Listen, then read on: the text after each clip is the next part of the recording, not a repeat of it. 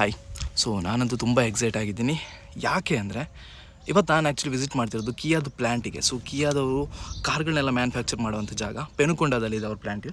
So ಇಲ್ಲಿ ನಿಮಗೆ ಗೊತ್ತೇ ಇದೆ, ಕಿಯಾದವರು ತುಂಬ ಕಾರ್ನ ಇಲ್ಲಿ ಮ್ಯಾನುಫ್ಯಾಕ್ಚರ್ ಮಾಡಿ ಎಕ್ಸ್ಪೋರ್ಟ್ ಮಾಡ್ತಾರೆ, ಇಲ್ಲೂ ಕೂಡ ಮಾಡ್ತಾರೆ. ಎಕ್ಸಾಂಪಲ್ ಸೆಲ್ಟೋಸ್ ಆಗಿರ್ಬೋದು, ಸಾನೆಟ್ ಆಗಿರ್ಬೋದು, ಕಾರ್ನಿವಲ್ ಆಗಿರ್ಬೋದು. ಹೀಗೆ ಇವತ್ತು ನಾನಿಲ್ಲಿ ಆ್ಯಕ್ಚುಲಿ ಬಂದಿರುವಂಥದ್ದು 2 ಕಾರ್ನ ಡ್ರೈವ್ ಮಾಡೋದಕ್ಕೆ. ಒಂದು EV6 ಅಂತ ಆ್ಯಂಡ್ ಇನ್ನೊಂದು EV9 ಅಂತ.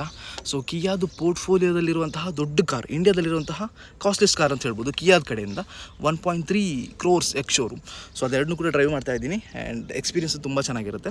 ಅದ್ರ ಜೊತೆಗೆ ಇಲ್ಲಿ ಆ್ಯಕ್ಚುಲಿ ಸ್ಟೇ ಮಾಡಿದ ಎಕ್ಸ್ಪೀರಿಯನ್ಸ್ ತುಂಬ ಚೆನ್ನಾಗಿತ್ತು. ನೀವು ನನ್ನ ಹಿಂದೆ ನೋಡ್ತಿದ್ದೀರಲ್ಲ, ಇದು ಆ್ಯಕ್ಚುಲಿ ಇಲ್ಲಿ ಸಣ್ಣದಾದಂಥ ಒಂದು ಕೊರಿಯನ್ ಟೌನ್ಶಿಪ್ನವ್ರು ರೆಡಿ ಮಾಡಿದ್ದಾರೆ. ಯಾಕೆ ಕೊರಿಯನ್ ರೆಡಿ ಮಾಡಿದ್ದಾರೆ ಅಂದರೆ ಆ್ಯಕ್ಚುಲಿ ನಿಮ್ಗೆ ಗೊತ್ತೇ ಇದೆ, ಕಿಯಾ ಒಂದು ಕೊರಿಯನ್ ಬೇಸ್ಡ್ ಆಗಿರೋಂಥ ಕಂಪ್ನಿ, ಸೌತ್ ಕೊರಿಯಾ ಕಂಪ್ನಿ.